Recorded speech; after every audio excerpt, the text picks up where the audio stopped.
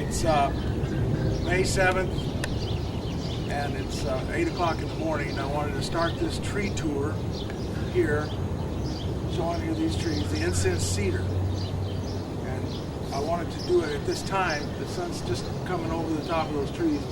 This is a tree that is 30 years old from the time it was planted as a seed. And I want to show the shadow that it casts, so that if you planted them on north-south streets, you would have very little exposure to the asphalt. And this planting trees for shade makes some sense, but they're worthless.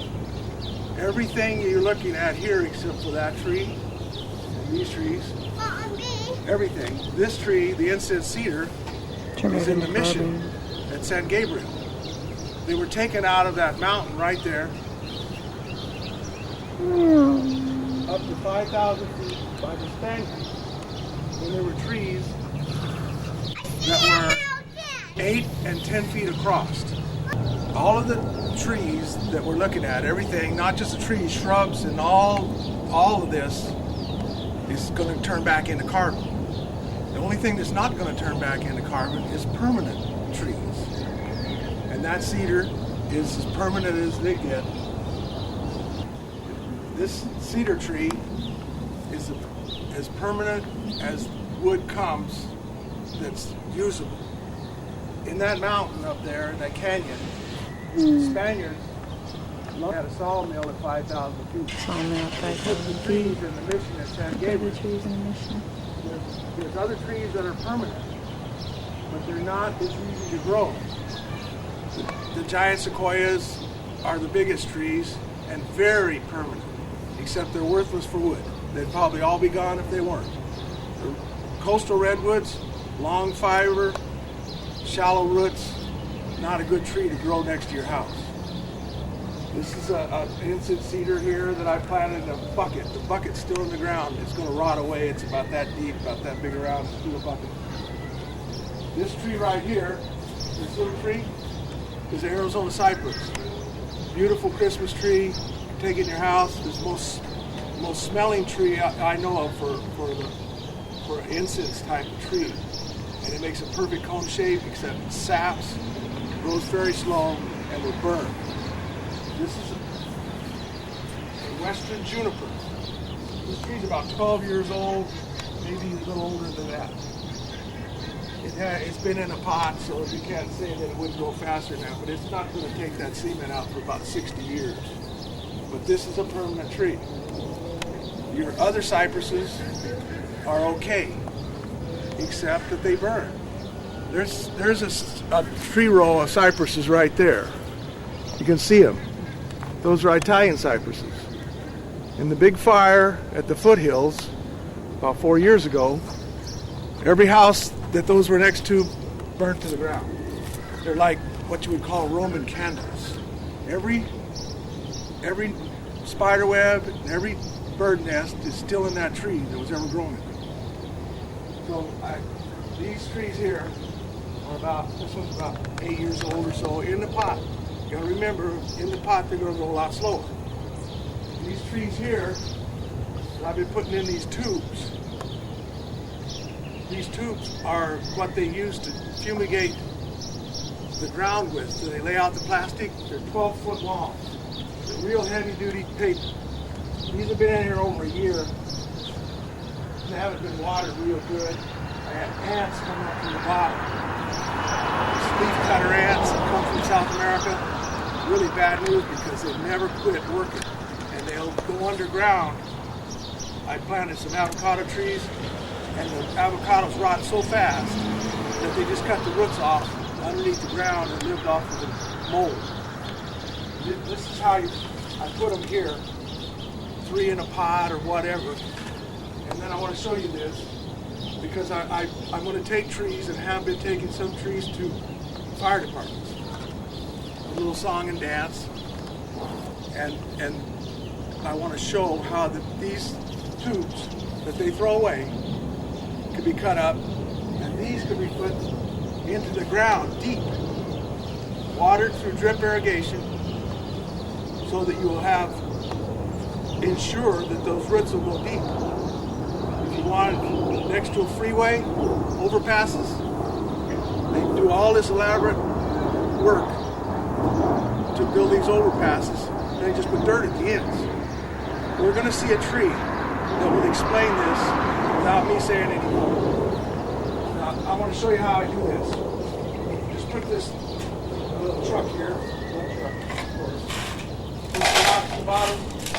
Those big Pepsi can or bottles work just fine. This, put it at the bottom, fill up around it with sand, gravel, something that water will come out of. What I'm looking for is somebody to explain me what to poison that with so the ants won't come up. Now they can go over the top, but these ants are here to stay. They're not leaving. They've taken all of our other ants out. So I wanted to start here at my house at 459 Elm Street because I wanted to show you this tree that I've grown for 30 years and a few other trees. See this eucalyptus tree right here? It's 30 inches across when you cut it down. So it's about 24 inches off the ground right now. It's the same age as this tree. For some reason I planted it. Okay, it was up to see. This thing right here is called a black acacia. This is an African tree. Let me show you. It looks like a perfect tree. But when I was 5 years old in the early 50s, a piece of this tree fell on the house. That's how brittle they are.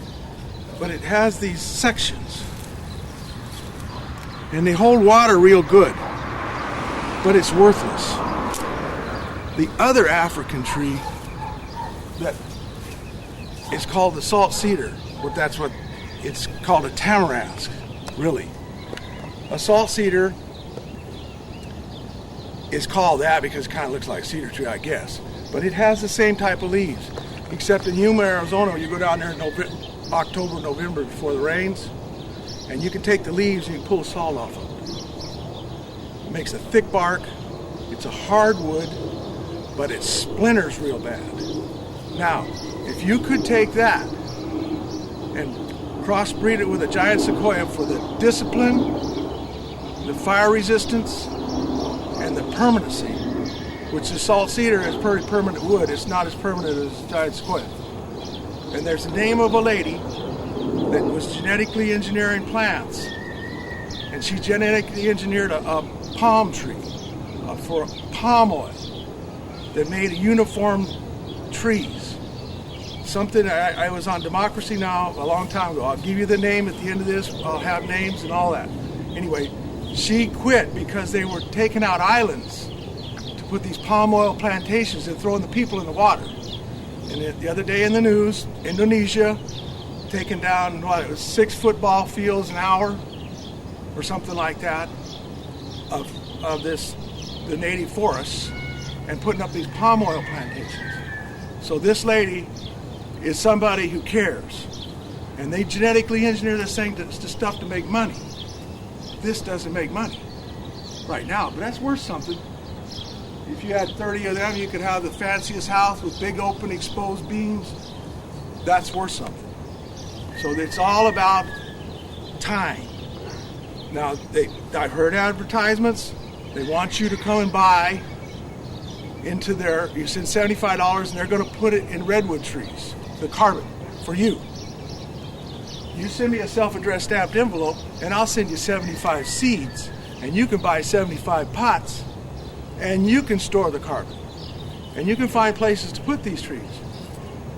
Now, you don't hear this on our radio and stuff, but in the CBC, they had a thing on global warming. At the end, they had a professor that said, if you grow 2,000 trees for 50 years, and then you put that carbon in a house or somewhere else, then you've